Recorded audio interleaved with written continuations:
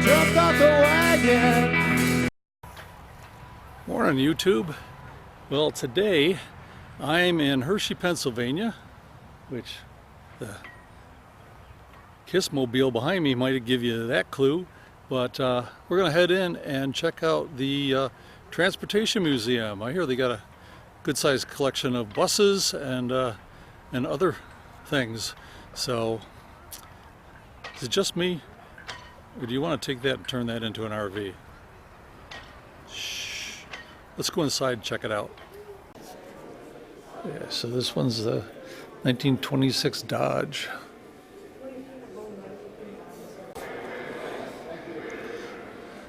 So there's cars I've never heard of. There's a 1908 Model B brush. It's got the nice coil springs all the way around, so it's a nice smooth ride.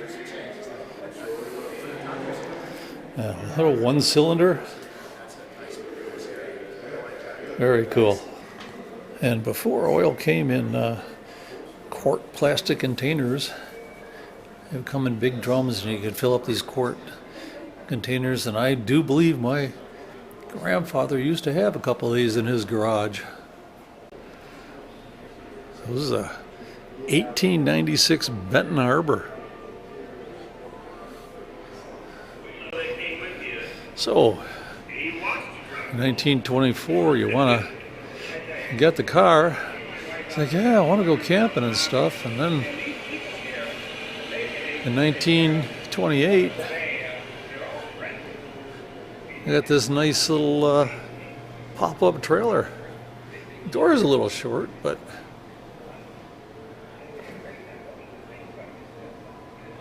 not much different than the one I camped in as a kid in the 60s. Maybe a little smaller.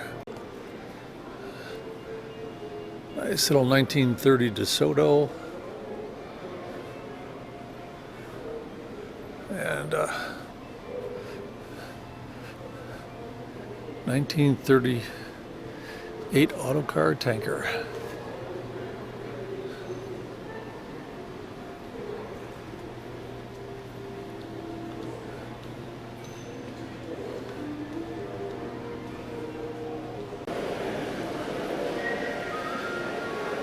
Up till now, I had only seen one DeLorean. Now, I've seen two more. Okay, so this was a replica. This is the number 3 replica used in the movie Tucker. It's all fiberglass, so it's not, it looks like a Tucker, but not exactly. And right next to it is the actual 1947 test chassis. Rear engine. Sort of cool is low radiators. So this is car number 1001, which is the first car off the prototype production line. It's got the headlight that turns with the wheels, and that was later incorporated by one or two other companies. He had a lot of innovations in this: the rear engine and automatic transmission, which was the only car that came standard with that, I think. Watch the movie Tucker, and you will be fascinated by the story of him and how Big Auto put him out of business. 1948 Tucker number 1022. So 22nd one made. Nice huge trunk in the front. And you should be able to see the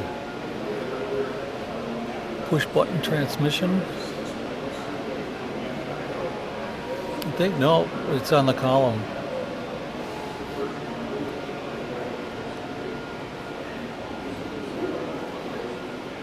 and a rear engine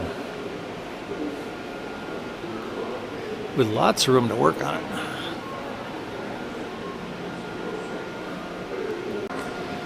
They got quite a collection of Tucker prototype engines.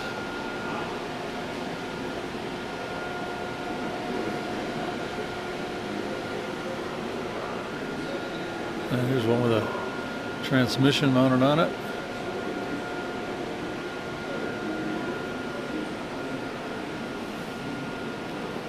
Went through all kinds of variations before they came up with one that really worked well.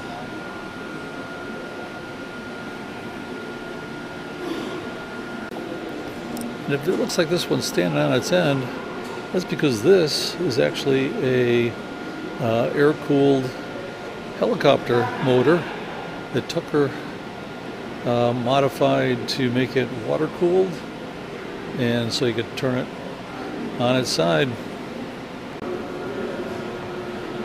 So what you may not know, if you know anything about Tucker's, is that he designed an armored tank, had a top speed of 114 miles an hour, and it weighed 10,750 pounds with the gun turret, and which is only about 1,000 pounds.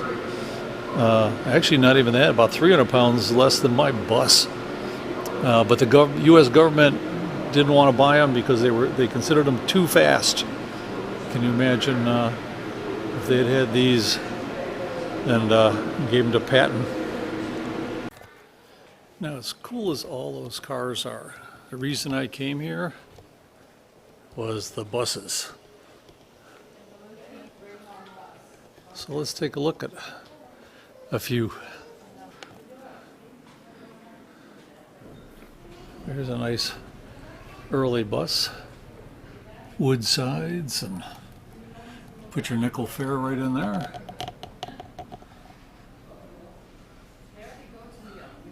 Looks like wicker seats. Now here's a model or a make I'd never heard of. Federal? Not sure how you pronounce it, but manufactured in Oakland, California. This one's a 24. This is a 27. And this one, I think, we can take a peek inside.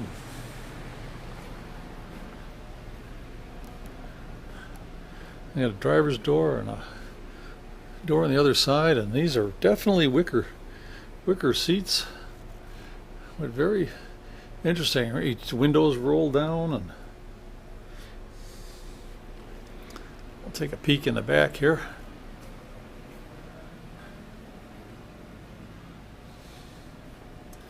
Get a good look at the seats. They look just like chairs you'd find on a grandparents' porch or up in the summer cottage. Now here's a 1924 white, and looks like some sort of different kind of light, but check out the 4-cylinder engine in this baby. And of course, this is a open coach. They could take the, looks like they could take the top off and tool along. I mean, be a nice touring car for a large family. That is a 1955 flexible.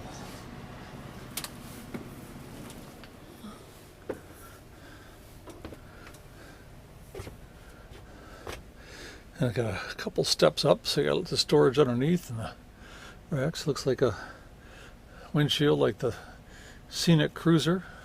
Seats fold down a little bit, be comfortable for that ride. And the driver's area.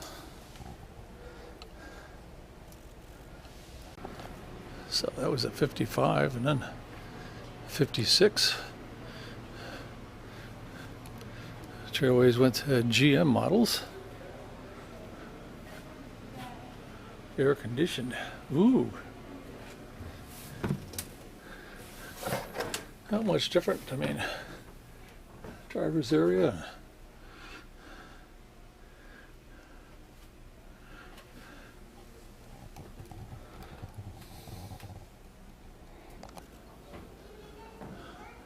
That's a sweet looking 45 Aero coach.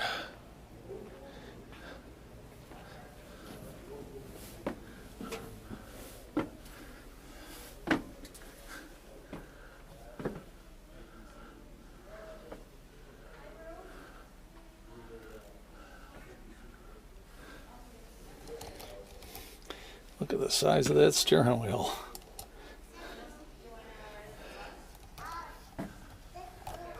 Why do I think that steering wheel that size tells me that this does not have power steering?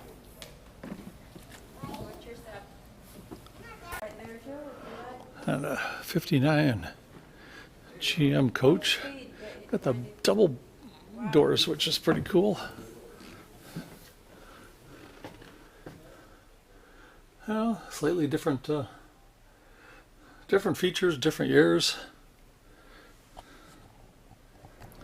But of course, the thing that really interests me is a 1954 Brill school bus.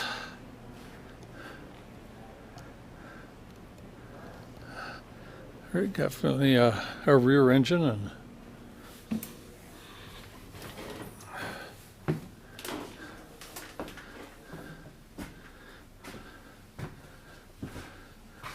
back then, you could stand up and hang on to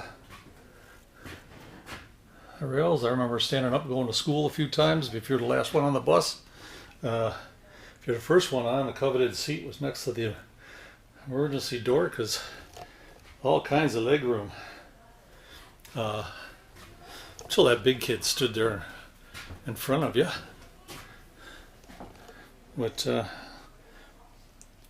yeah, the driving area up here. Not much different than now, other than the brake. And I think I'm not sure how the doors operated, but they're either electric or air.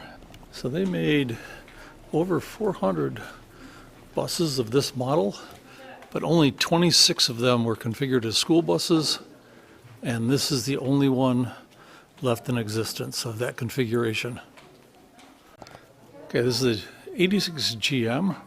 It's nicknamed the fishbowl because of the configuration of the windshield. And if this looks at all familiar, it's because this is the model bus that was used in the movie Speed. So imagine Sandra Bullock right there, and Keanu Reeves hanging on right here as they're barreling down the highway. How about a 1916 Waltham Orient? It's all wood body, but metal chassis, rear engine, single cylinder. Wouldn't that be fun? See, I happened to pick a day to get here when they've got a gathering of Mustang enthusiasts, so all kinds of, half the parking lot's full of Mustangs. I was told it's okay to stay overnight in the parking lot, but you have to check with them first, get permission. I'm going to take off. If you ever come to visit the Transportation Museum here in Hershey, it's $12.50 for adult admission, $1 off if you're a senior. Easy to find, what with the big yellow GM bus next to the black Chevy sitting out in front. And I am going to take off, get on the road. It's still early in the day, so I'm not really going to spend the night here. But let's go see what I can find. Bye, YouTube.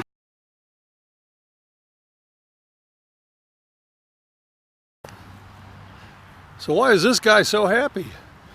I asked him. Turns out he found out that I had a Patreon account and that he was going to help me out for as little as $1 a month to help with admissions to places like this. So if you'd like to become a Patreon, there is a link below in the description, and I would appreciate it, but it isn't mandatory. All right, thank you.